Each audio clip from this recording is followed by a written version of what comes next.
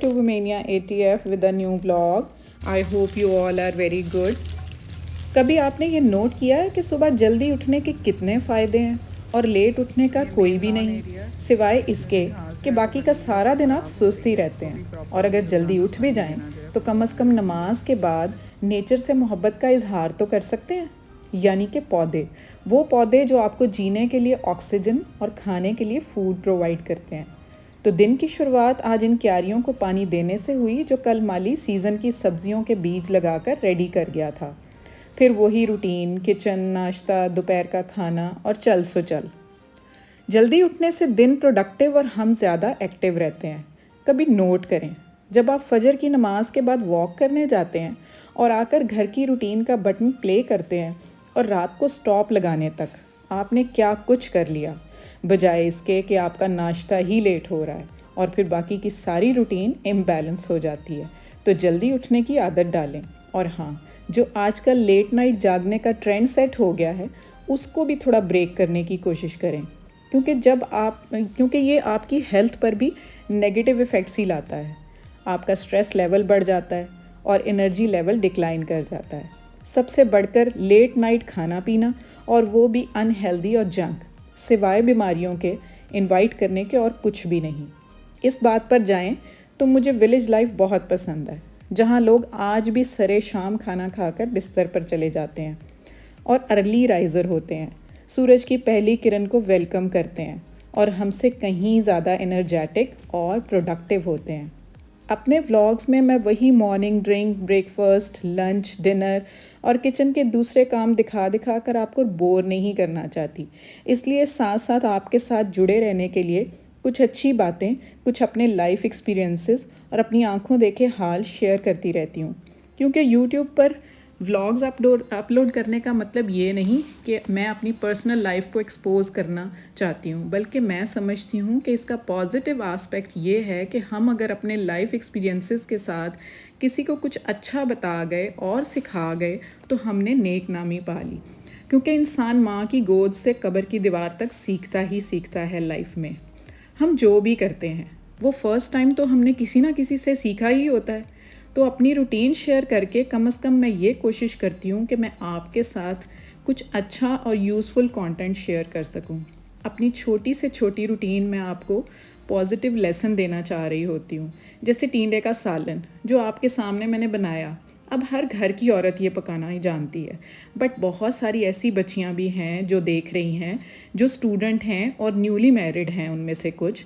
तो अगर मेरी कोई रेसिपी उनके काम आ गई तो मेरी ये कोशिश कामयाब हो गई। और वैसे भी हर फैमिली का, हर इलाके का, हर मुल्क का, हर घर की औरत का इवन पकाने का स्टाइल डिफरेंट होता है। कोई किसी तरह चीज़ पकाता है, कोई किसी तरह पकाता है, कुछ कर देते हैं, कुछ लोग उसको स्किप कर देते हैं। तो वो देखने से हमें कुछ नया ही सीखने को मिल रहा होता है। टिंडे का सालन बहुत सिंपल है बनाना, इसमें कुछ ऐसा मंतर नहीं पड़ते, बस ये है कि थोड़ी सी टमाटर जो है वो ज़्यादा डालते हैं, दैट्स इट। बाकी सारा पकाने का तरीका वही है। जो आज मैं आपके साथ कंटेंट यूज़फुल शेयर करने वाली हूँ ये है, जो कल माली ने मुझे टमाटर उतार कर दिए थे। अगर आपने मेरा कल का व्लॉग देखा है तो आपने देखा होगा वो टमाटर अब मैंने स्टोर भी करने थे, क्योंकि स्टोर भी करना एक बहुत बड़ा काम होता है। तो उसके लिए फिर मैं उनकी स्किन भी रिमूव करती हूँ। ये भी मैं आपसे पहले शेयर कर चुकी हूँ कि उसको आग पर रख कर अच्छे से वो उसका जो ऊपर की लेयर है वो क्रैक हो जाती है, फिर उसको ऊपर से रिमूव कर लिया जाता है। फिर उसके बाद उसके ऊपर मैं कट्स लगाकर उसके अंदर से बीज रिमूव करके उनको साइड पे कर लेती हूँ। एक तो बीज इतने हेल्थ के लिए अच्छे नहीं होते, और दूसरा यही बीज माली को मैं दोबारा दूँगी धो के, सुखा के, और इसको वो दोबारा से ज़मीन में लगा देगा और इसी से मुझे और टमाटर भी मिल जाएंगे। तो इसका कुछ भी मैं वेस्ट नहीं करने वाली। तो ये बीज हैं, इनको अब मैं आगे चलकर वॉश कर लूँगी। और ये टमाटर जो हैं आप देख रहे हैं कि इसके कितने बेनिफिट्स हैं। ये कैंसर रिस्क को रिड्यूस करता है, हार्ट डिजीज़ को कम करता है, कोलेस्ट्रॉल लेवल कम करता है, वेट लॉस में हेल्प करता है। उसके अलावा जो हम लेडीज़ की स्किन और हेयर के लिए बेनिफिट्स हैं ना, वो तो एंड लेवल हैं।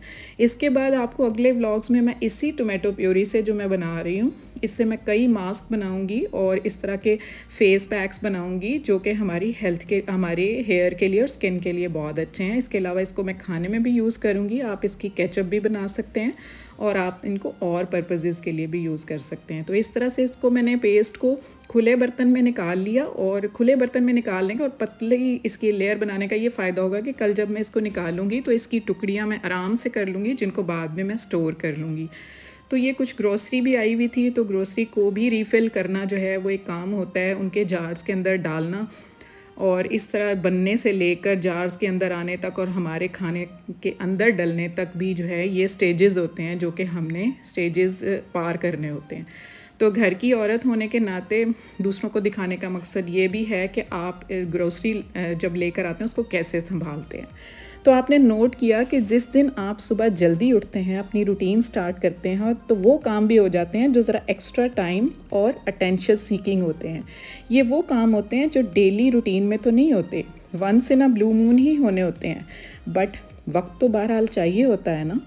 तो इसके लिए जो है हम जल्दी उठने की आदत अपना लें तो बहुत सारे काम पेंडिंग भी हमारे जो है वो टाइम पर हो जाते हैं। तो इसके साथ होता है आज के व्लॉग का एंड, और मुझे लगता है कि आपको आज की मेरी बातों ने बोर नहीं किया होगा, कुछ आपने अच्छा ही सुना होगा।